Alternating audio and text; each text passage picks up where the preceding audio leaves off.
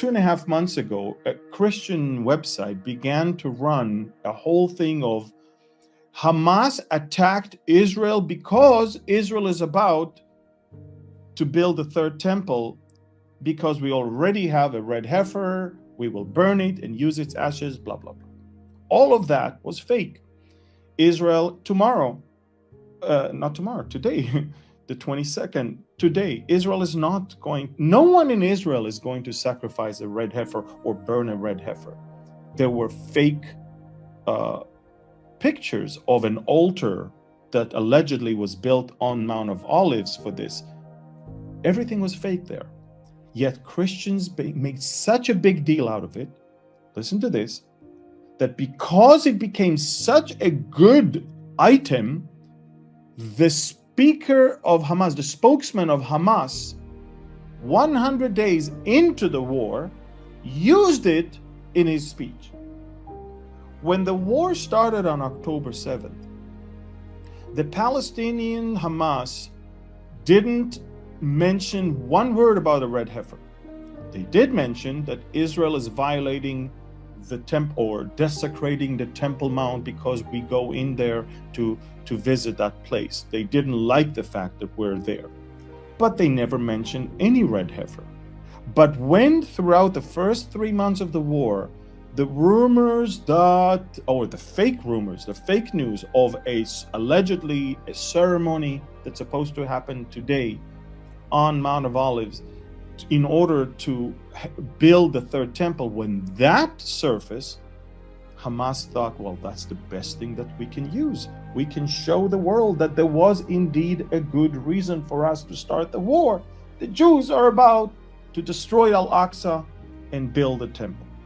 Look how very poor biblical understanding of Scripture leads to sensationalism, leads to fake news, that leads to our enemies using it as an excuse to butcher and massacre us. It's terrible, if you ask me. Don't think for a second that I am underestimating the idea of a red heifer. I'm not. There might be a red heifer. It might be burned a few years from now. I don't know. But for us, the believers, any attempt to always think about a third temple and any attempt to be busy with preparation of the third temple is not exactly following Colossians 3. If you are indeed raised with Christ, that seek those things which are above. For us, it's about the rapture of the church. It's about the bema seat of Christ. It's about being in heaven in the throne room of God. It's about being ready and for the marriage supper and getting married with the Lamb as his bride, and then returning with him, and then abolishing whatever it is on the Temple Mount in order to build the 1/4 temple where Jesus will reign from. Everything that Christians do today in order to support and hype the idea of the third temple is not serving anything but the enemy as an excuse to attack us, but also it serves confusion for the Jewish people. Look, for the Jewish people, the third temple may appear to be a good thing, but it will turn out to be the biggest disaster.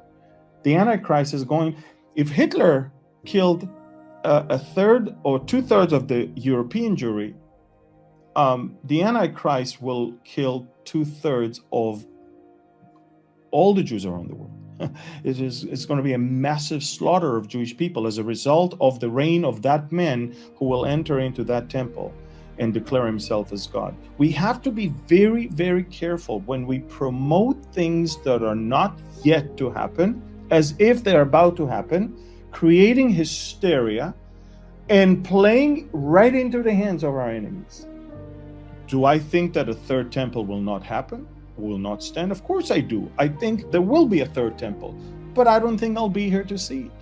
I don't think it's for us to promote it, donate towards it, hype it, or be busy with it.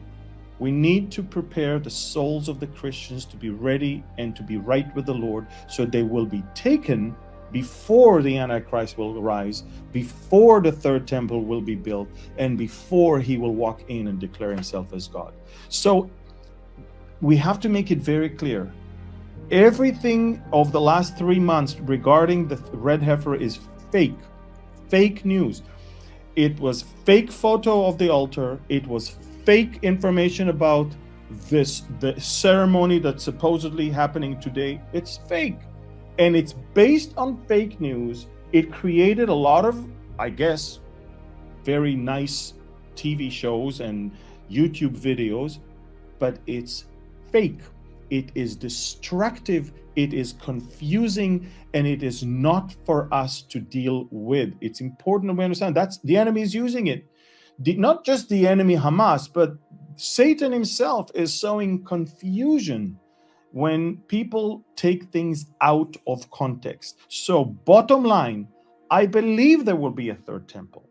I believe that the third temple is going to be used by Satan himself. And I believe that Jesus will come back with us to build a fourth one where he will reign from. But until then, all that we need to do is to spread the gospel for people to not even be here for the third temple to be built. And also, I would not use money of the saints to build the house of the Antichrist.